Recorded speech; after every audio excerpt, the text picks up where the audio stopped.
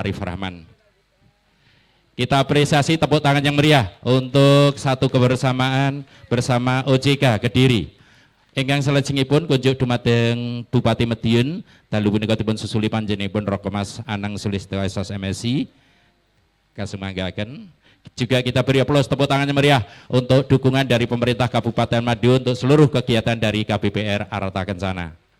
Matur gunging manuwun, kadharaken pinarak lenggah.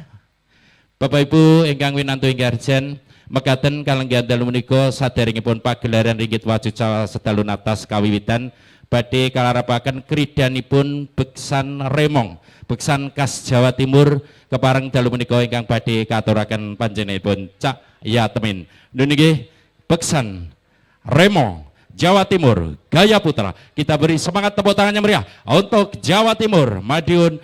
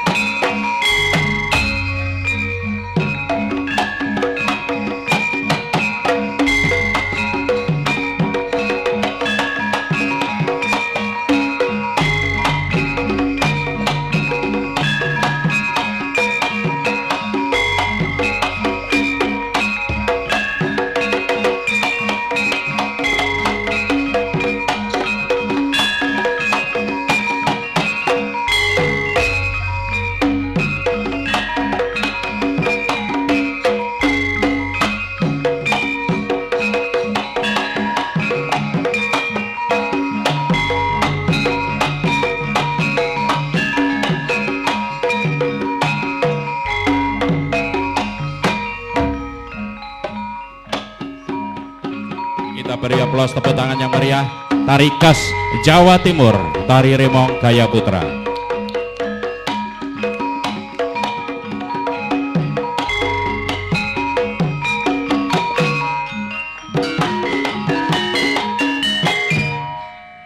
Matur gunging manuwun Bapak Ibu ingkang winantu inggarjan ingkang lengganten menika kinarya pralampita purwakanipun tata gelar inggih wacuca setelun atas kepareng arsa dipun pratandani nggih pamasrahing tokoh wayang Gadut Kaca dening panjenenganipun Direktur Utama KPPR Arta Kencana dumateng Rama Haji Hari Orianto SHMAK kasumanggaken kaparingaken kacaosaken dumateng dalang kondang Ki Cahyo Kuntadi kepareng dumateng dalang gondang Ki Cahyo Kuntadi kasumanggaken nggih sawige gati ingkang lenggan dalem menika mekaten ugi dumateng Direktur Utama KPPR Arta Kencana Rama Haji Hari Waryanto SHMAK rahayuning sedya pamasreng nggih ringgit wacucal nggih Gadut Kaca murwakani wontenipun lampahan Kikis Tunggorono mengeti ambal warsa Arta Kencana ingkang kaping 26 ingkang lenggan dalem menika. Mekaten rahayu ingkang sarwi tinemu susilo prasaja ingkang sarwi pinanggih Suradira Jayaningrat lebur dening pangastuti hayu kang sarwi tinemu memayu hayuning bawana mawayu hayuning sasama. Nuwun kalenuwun wasana wabillahi taufiq wal hidayah. Wassalamualaikum warahmatullahi wabarakatuh. Nuwun.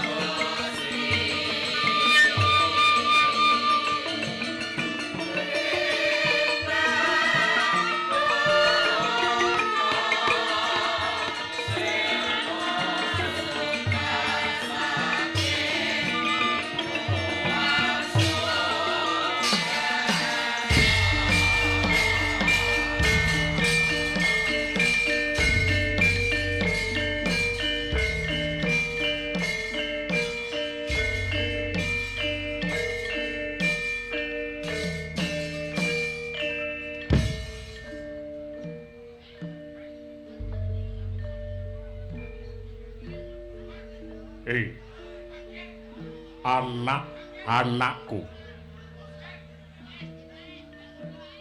ingsun Ratu Pringgondani Prabu Tremboko.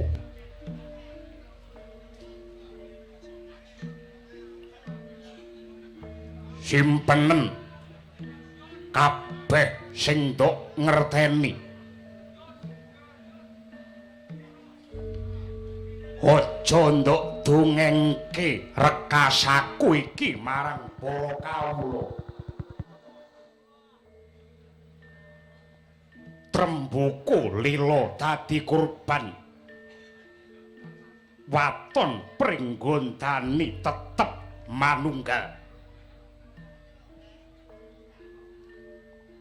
Baiklah pemirsa, pada malam hari ini sedang berlangsung pagelaran wayang kulit semalam suntuk bersama Dalang Cayo Kendati dengan lagu Kikis Tunggorono, di mana pagelaran wayang kulit malam hari ini merupakan peringatan hari ulang tahun KBBR Arta Kencana yang ke-26 tahun.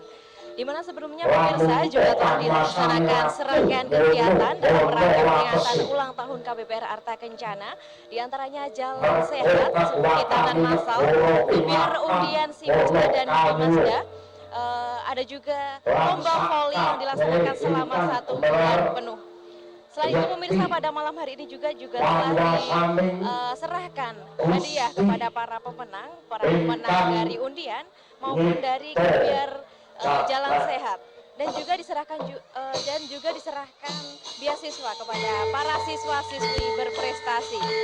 Baiklah pemirsa, tokoh wayang telah diserahkan kepada Dalang, menandakan bahwa pagelaran wayang kulit semalam suntuk akan dimulai. Dan kita saksikan bersama dengan BBS TV Madiun.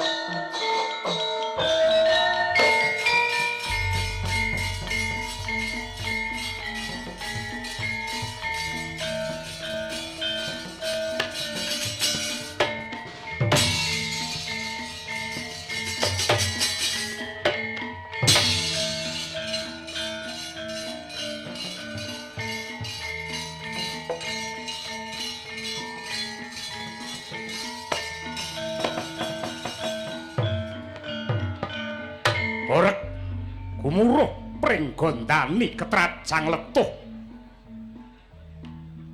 Jagate wis sepuh, donyane wis rapuh. Langite kaya meh runtuh rina wengi, jejeke ngadil wis rubuh. Kautaman wis kesruh, Durjana slingkuh saya uwuh.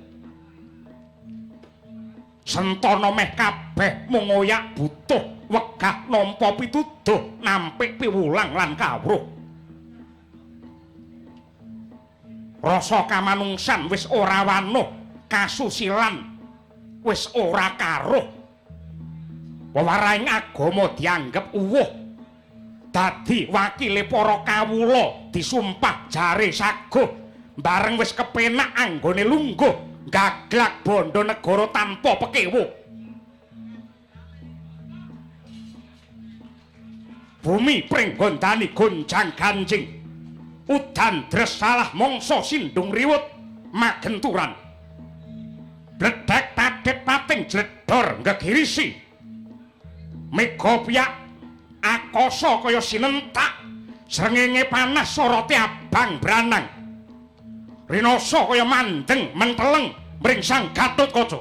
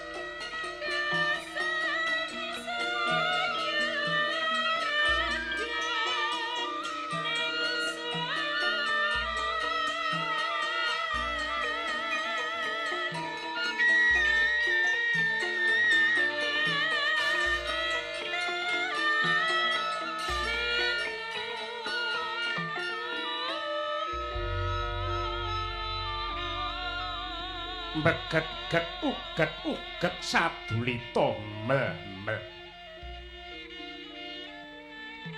Ampun mandhek mangu nggih Gus. Ndara Gatut. Weningna rasamu mangjejeke imanmu. Aja nganti kelangan kiblating kautaman.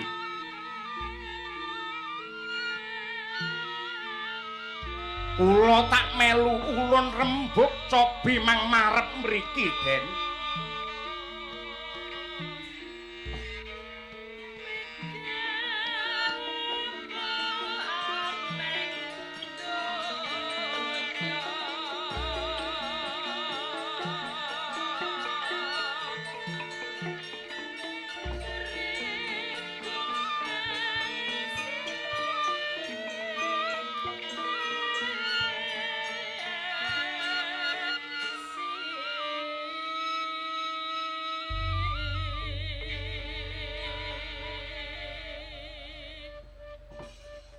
Kyai Badranaya sajroning Gatotkaca bakal kawisuda dadi ratu Pringgondani. Ya kene lelakone malah kaya mangkene. Swasana saya panas rubeda saya ndadra unjuk rasa kababar ing saben dina. Ngeten nggih, Den. Wong dadi ratu, wong dadi pimpinan niku sanes bebungah nanging amanah.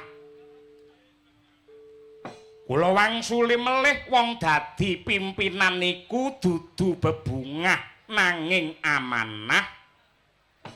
Mila sampeyan kudu wani kurban kangge kamulyane wong Pringgondani. Lan menapa to sebabipun Gusti nuding sampeyan minangka calon ratu Pringgondani? Sebab ingkang saged ngrampungake kisruh lan rusuh menika inggih namung sampeyan.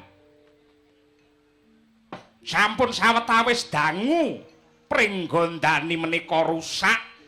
Sing dadi panguwasa padha edan bondo, sing dadi pengarep kebak ing pengarep-arep, sing dadi pimpinan mung dum-duman dhuwit sogokan. Pejabate mung mikir golongane dhewe tanpa gagas kawulane sing nete-nete uripe. Biyen nalika nyalonake dadi pengarep rina wengi tansah maca ayat kursi, ning bareng wis entuk kursi ayate do ditinggal. Dinten sang mangke Pringgondani mbetahaken pangayon ingkang tanggap tanggon lan trengginas kados ndika Ndara Gatotkaca. Tur nyatane wiwit para pinisepuh mandhape para kawula sampun nunggal swara, condong ing rasa, golong ing sedya, biru ingkang linandhesan kuning niku ingkang bakal mbabar mulya. Caritane satriya lenuwe kang malbi mring kautaman tan pekat mring pangestine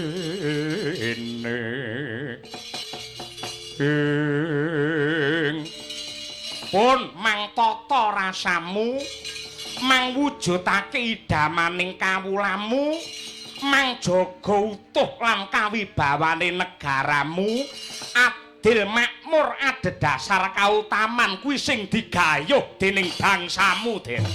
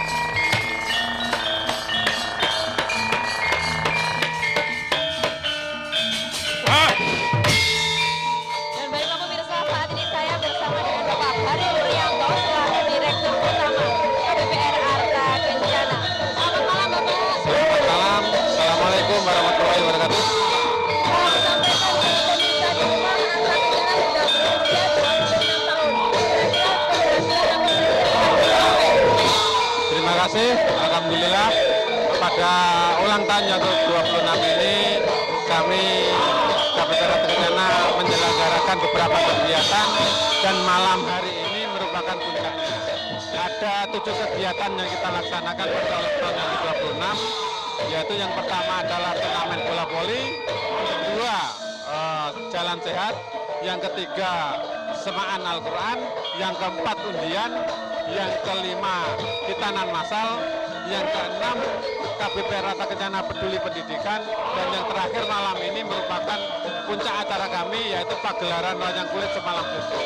Dan acara pagelaran ini juga merupakan yang ke-9 kali kita gelar untuk masyarakat.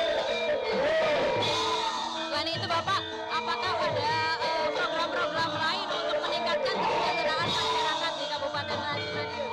Terima kasih.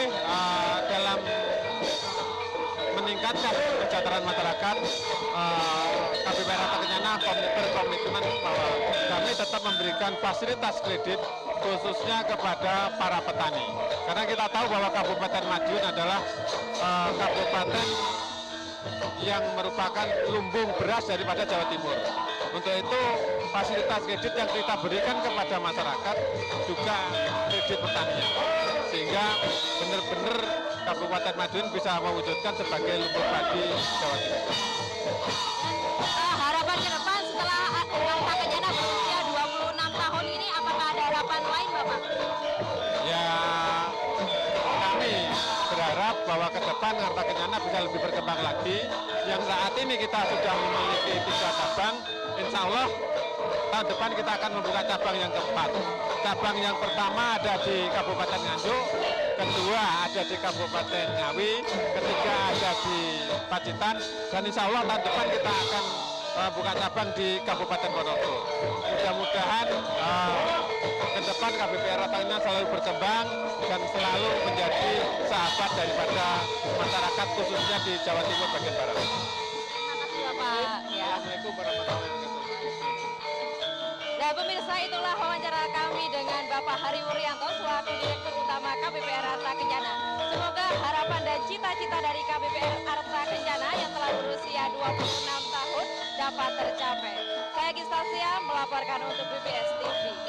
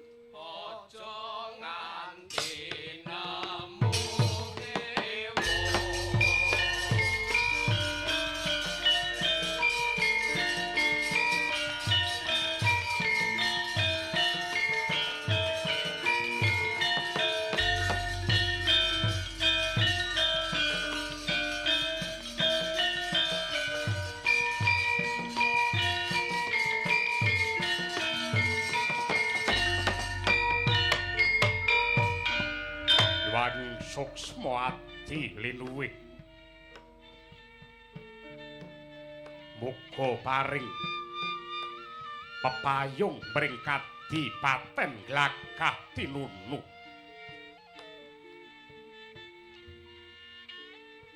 kadangipun Kakang Yayi Braja Musti Braja Mikabo Braja Lamadan kelawan Kala Bendana. Ana dawuhmu apa Kakang Adipati Brajadenta? Nyadong dawuh Kakang. Ana dawuhmu apa Kakang? Nek kabar apa Kakang Brajadenta aku nyadong dawuh. puji syukur kunjuk mring Hyang Agung dening antiri palungguhan iki para putra putrine Rama Prabu Trembaka Swargi isih padha pinaringan kalodhangan nyramakake urip jumbuh kelawan darmaning kasatriman honing jagat pringgondani. Sanadyan pun Kakang lan Siadi iki golongane buta sing kaprahe sinebut buta betah buteng aniaya. Nanging ndak pundhut sira kabeh kudu tetep ngadeg jejeg haning lajering kautaman sarta ngambah dalan rahayu aja nganti rusak kamulyane wong pringgondani.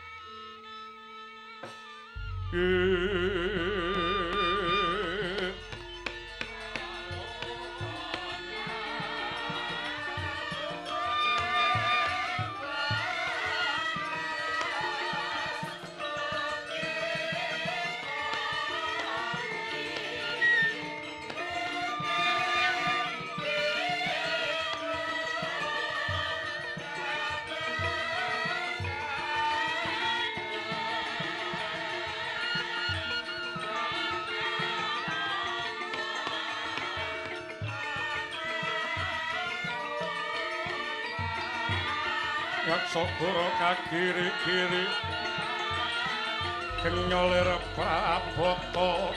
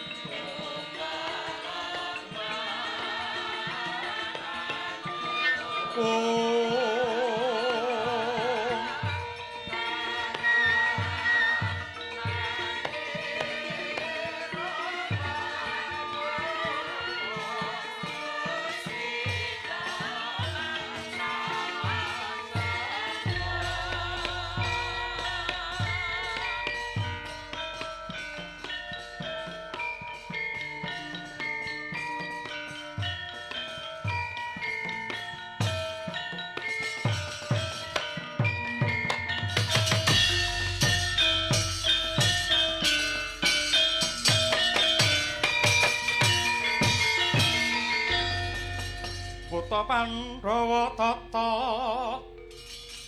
kadiwisaya indriyak sasara maruta awana panamargana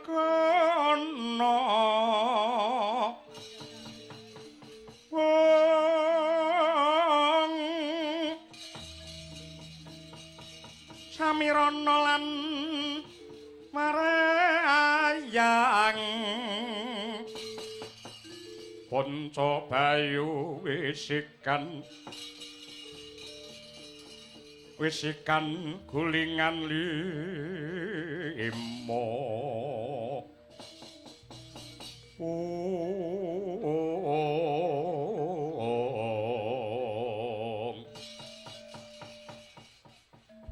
Kakang Brojo Dento aku adimu kala Bendana melu marem. Aku melu seneng krungu janji lan sumpahe para kadang Brojo. Anggonmu bakal ngrungkepi bumi Pringgondani iki, Kang. Ning ndak jaluk kanthi banget kabeh para kadang Brojo aja nganti lena kaprayitnaning lair batin. Merga Pringgondani iki negara sugih, negara subur, negara sing wis kondhang. Mula raneh ora mokal akeh bangsa manca sing ngincer lan ngincim pengin nguasani negara iki. Mongko wong manca negara kuwi anggone bakal ngrubuhake Pringgondani mesti 1000 dalan sing ditindakake. Mula sing waspada ya Kakang. Dadi sentana utawa pejabat negara kuwi godane abot. Dadi pejabate negara kuwi godane abot yen ora kleru godane ana 3. Ya kuwi ngantarane 1 Rukmi, 2 Kursi, 3 Putri. Kuwi godha sing abot. Rukmi, kursi, putri, tembunge mentereng, harta, tahta, wanita. Yen cara pilang kenceng, dhuwit, dingklik, teman wanita sing apik. Delung perkara ki mbebayani mula kudu waspada, Kakang. Kala bendana aja dlawanan kowe. Apa ngendel-ngendelake dupeh kowe iso mbedhuki remong kuwi mau apa piye? Ya gak ngono Kakang Brajamusti. Saiki ngene wae. Para kadang-kadangku Braja. Yayi Brajamusti, Braja Lamadan, Braja Mikalpa lan Kala Bendana. Wis ndungkap titi mangsa kang prayoga tumapak ing wanci wisudane anakmu Gatotkaca ingkang bakal sinengkakake ngaluhur jumeneng ratu ing Pringgondani. Mula kang mangkono ndak jaluk kanthi banget kowe kabeh tulus lan ikhlas kepara kudu nyengkuyung marang wisudane anakmu Gatut. Iya Kakang, bener sing dadi dawuhmu. Aku isih eling lelakon tatkala Kakang Mbok Arimbi kajatu krama Raden Bratasena. Nalika kuwi mawa pangorbanan sedane Kakang Prabu Harimbo. Malah kabeh para kadang braja mbiyen sumpah masrahake negara Pringgondani marang Kakang Werkudara pamriye supaya Kakang Bratasena kersa dadi ratu ana negara iki. Nanging nyatane Kakang Bratasena ora kersa jumeneng Narendra wasana Kakang Mbok Arimbi paring dawuh. Lamun besok anggone bebrayan pinaringan putra kakung ya anak lanang mau sing bakal nerusake keprabon Pringgondani. Lah nyatane Kakang bebrayane Kakang Mbok Arimbi kelawan Kakang Mas Bratasena wis nurunake wiji ya kuwi ponakamu Tetuka. Mula wis trep lamun to Gatotkaca ingkang jumeneng ratu. Cocok Kang, cocok. Malah ana bab sing saya ndadekake bombong ing rasaku. Sanadyan Pringgondani iki ana golongan raseksa lan golongan menungsa. Ana pirang-pirang suku, adat, budaya lan agama. Ning ya merga sumpahe para nom-noman Pringgondani ing dina iki nyatane ora ndadekake pecah congkrah dredah munggah Pancabakah nanging kanthi budaya samat sinamadan daya dinayan gotong royong ing kono ambabar marang kasantosan kuwi apike Pringgondani Kang. Kala Bendana ya nanging ngene wis dadi adat tumraping Pringgondani sapa wae sing dadi ratu kudu duwe pangaribawa sing gedhe. Mula sapa wae sing bakal ngratoni Pringgondani kudu diteter kasantosane. Mula kang mangkono para kadang braja ndak jaluk siaga ing diri sawega ing gati. Jumangkah mring Pringgondani kabeh kudu gelem dadi ganjel hampeyane anakmu Tetuka. Paribasan remuk kinarya sawur putung dadi bebalan. ngibarate wit-witan supaya agung rembuyung para kadang braja kudu dadi rabuk lan wadale Gatotkaca. Gendeng bita umur saking jroning prasa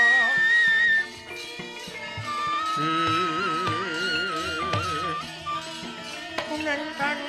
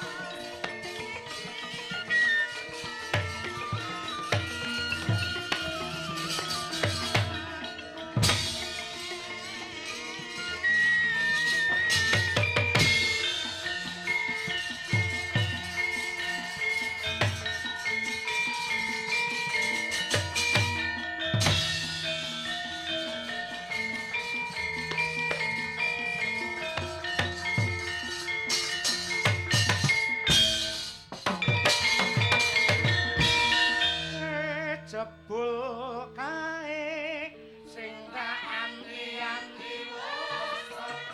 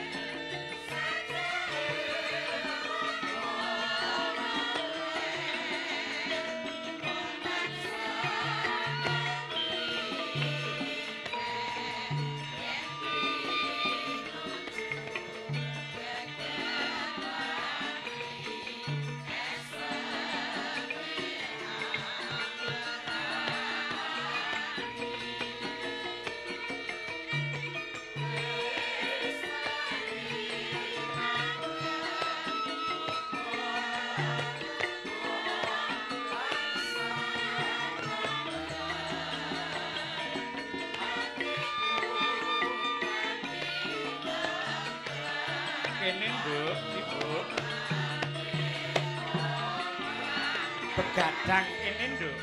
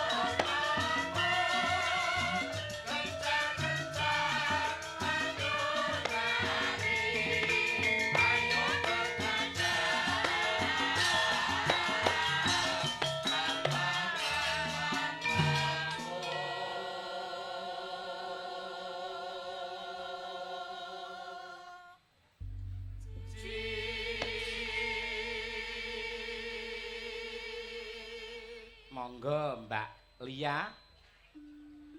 Dasar Tina malam minggu.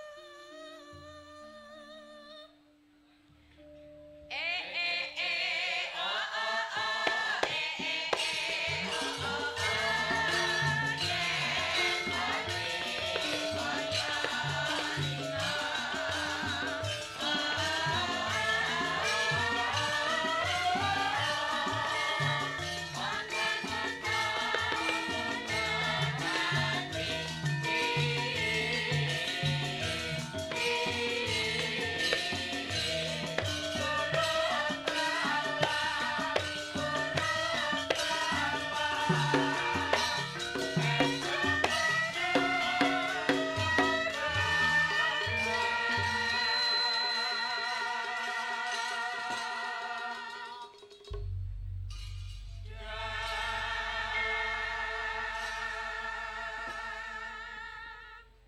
tenan ya Yung. Iki cara pesawat no wis ora delay. Iya. Jam 11. Nadyan to wiwite setengah 11 ning nadyan kaya ngapa lan kepiye Limbuk Cangik tetep tampile jam 11. Iya. Tanpa mengurangi inti sarine lakon. Nadyan wiwite wis randa bengi nanging lakone iki ora mung sesuai karo pamundhute pepunden kula Bapak Haji Hari Wuryanto SH MAK ya kuwi Kikis Tunggarana, Nduk. Iya. Ning malah iki lakon loro didadekke sewengi wiwit saka Gatotkaca dadi ratu. Lah, sakwise dadi ratu mengko yen ana masalah utawa ana perkara babakan bumi Tunggarana Gatotkaca ling ngrampungi kepiye. Oh, mengkono. Dadi filsafate tekane Nugroho kuwi mesti bareng karo coba. Ngono. Tekane bondo bareng karo coba. Gelem ora gelem awake dhewe urip ana ing jagat raya iki mung nindakake ujian utawa pendadarane Gusti ingkang nyipta jagat kari kuat apa ora. Ngono. Njur sing diuji sapa wae kabeh, Nduk. Wiwit saka dhuwur, tengah, ngisor, ganteng, ayu, guwing, kerdil, wong pangkat, pejabat, sing sugih, sing melarat, kabeh nampa pacoban. Ngono. Wong sugih ora kuat cobane dadi wong cetil, ora gelem dana driyah, ora gelem sedekah. Ya, kuwi cobane wong sugih. Padha karo wong miskin kok ora kuat coba, dadi wong lecet, gampang ngapusi yen perlu wani dadi durjana.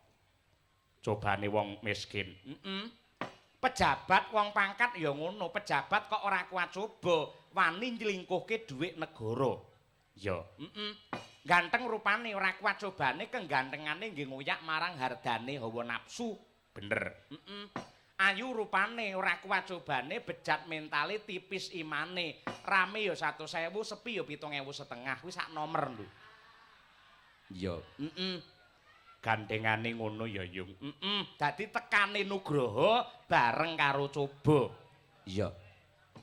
Banjur bengi iki sowan ana ngendi to Yung? Sing dianti-anti wis dadi bukti, sing ditunggu-tunggu wis lumaku kaya adat sing wis ya kuwi awake dhewe ngestokake dawuhe para pepunden, para sepuh adi sepuh nenggih keluarga besar KBPR Arta Kencana Madiun yang pada malam hari ini ulang tahun yang ke-26. Arta Kencana, bayangan meneh, malah mau Pak Hari kepareng-paring dawuh aku wae lali kok, Nduk. Lamun to awake dhewe nyangik ning ulang tahun Arta Kencana iki wis ping 9. Ping 9. Pak Hari mau ngemutake lumantar dawuh pidato sore mau, Pak Cahya pun kula aturi ngregengaken acara Arta Kencana rambah kaping 9. Kuwi karepe nyindir mbok menawa ping 10 gratis ngono ya e. Iya.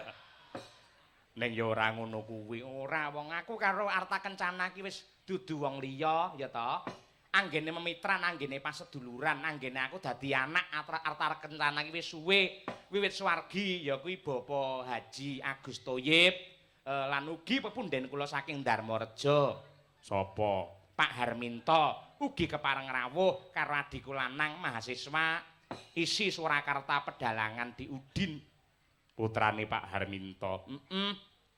Lan ugi selaku direktur utama nenggih Bapak Haji Hari Wuryanto SH MAK. Ya, Mboten kata lumpen ngaturaken panuwun gandeng bengi iki mapan ning lapangan Desa Ngale.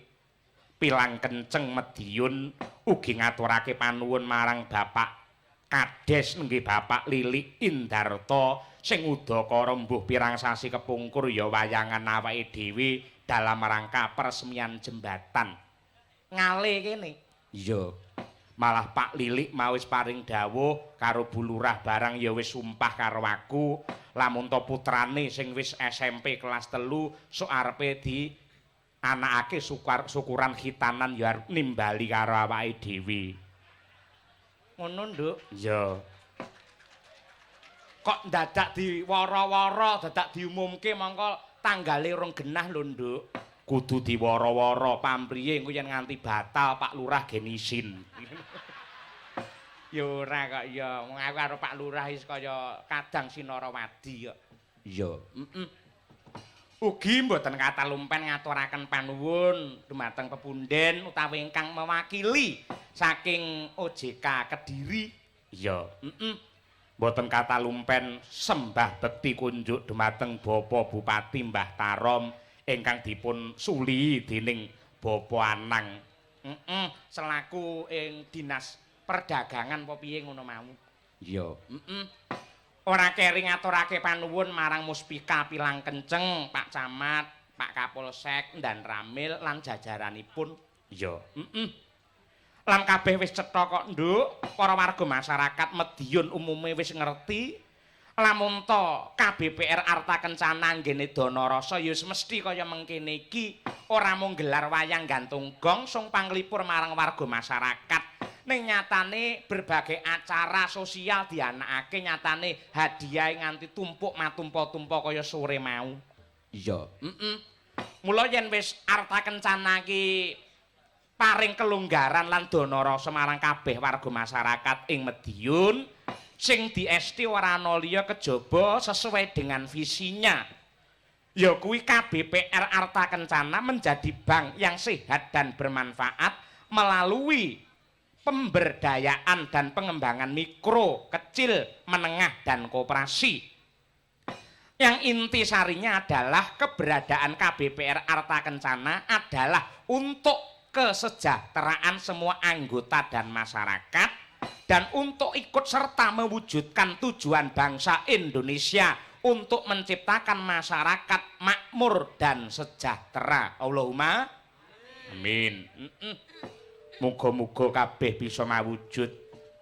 Kuwi mau visine banjur misine ora perlu ndak kandhakake secara wantah utawa secara wenteh ning ana lagune wajib tumraping Arta Kencana. Masa? Ki saben-saben ulang tahun mesti diungelake kok, Nduk. Iya, Mula ayo kanca-kanca siaga ing diri sawiga ing gati ngaturake lelagon Arta Kencana khusus dumateng keluarga besar Arta.